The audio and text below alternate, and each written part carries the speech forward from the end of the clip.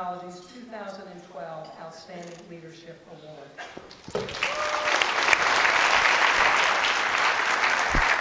Thank you, everybody. Oh, isn't this nice?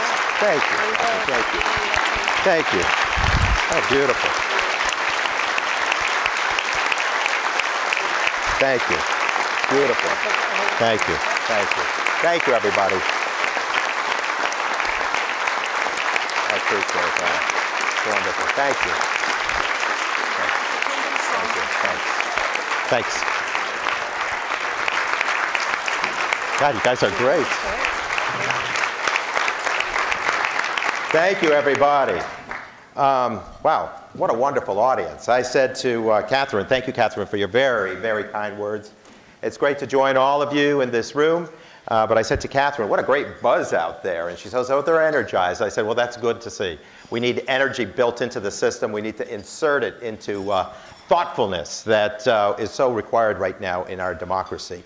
What a pleasure to be with all of you, with Dr. Catherine Nordel, Executive Director of the Professional Practice portion of American Psychology, a Psychological Association, to be with Peter Newbold, who is out there somewhere. Where's Peter?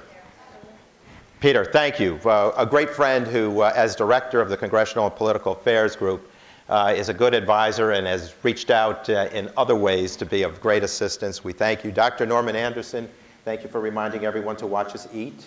It's great to be here with your CEO, with Dr. Suzanne Bennett Johnson as president of the association, with Tracy Russell, who not only is your executive director, but a constituent for the 21st Congressional District in New York. And let me say, fave constituent goes with that. And Dr. Maury Latcher, Dr. John Northman, and Dr. Richard Juman, who reminds me also that he's a part-time constituent with some outreach that he does in the Albany, New York area. All fellow New Yorkers who are obviously important to the fabric of New York. So tonight, I just want to run through some of my history with these issues. And people ask, well, what's the affinity? What's the connection to mental health advocacy? For me, I entered the political arena in 1975.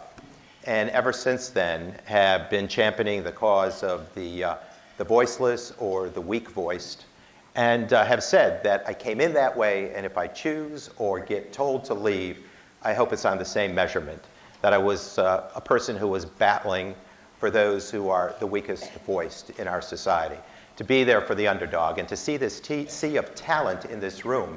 We need to connect it to the fabric, the real fabric out there, and enable everyone to be empowered to have a quality of life that is immeasurably sound. So thank you for the good work that all of you do. It's great to be with so many clinicians who are the difference in the formula for success. And yes, you deserve to. So it's with that mission that I've always tried to surround myself with coworkers that have that same given sense, that same quality. I am gifted, I'd say blessed, to have coworkers like Jeff Morgan. Jeff, I know you were asked to stand and be recognized. Please do it again. I'm empowered by people like Jeff Morgan.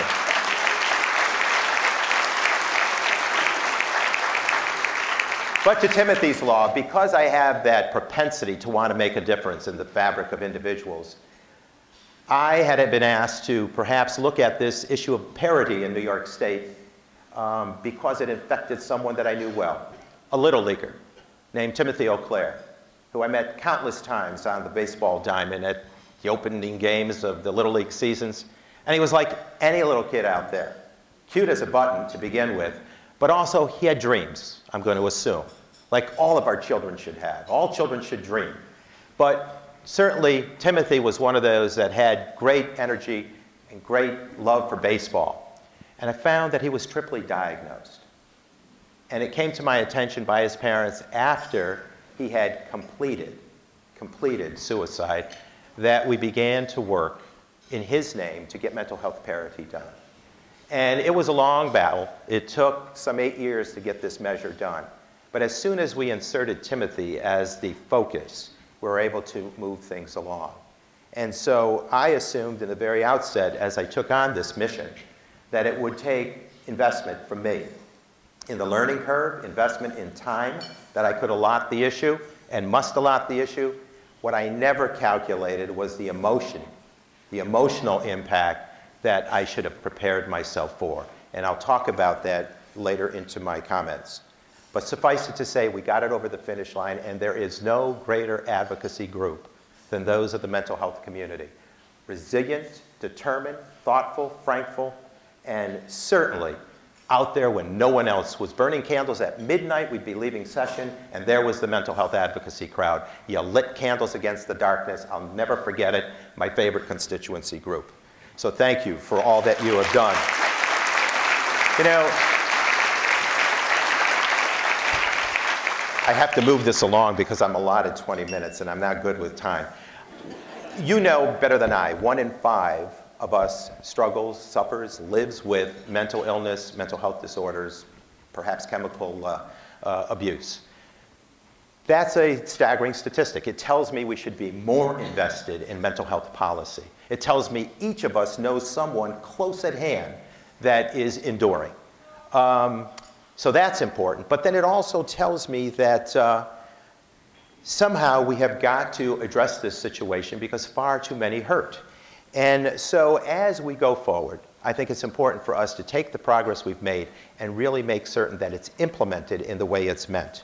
As we take on some 7.6 million additional Americans for mental health services by 2014, we're going to have a system up and running that will be able to enable us to have the practitioners out there that can address the needs of patients. So it is imperative to have that mental health care community ready to go.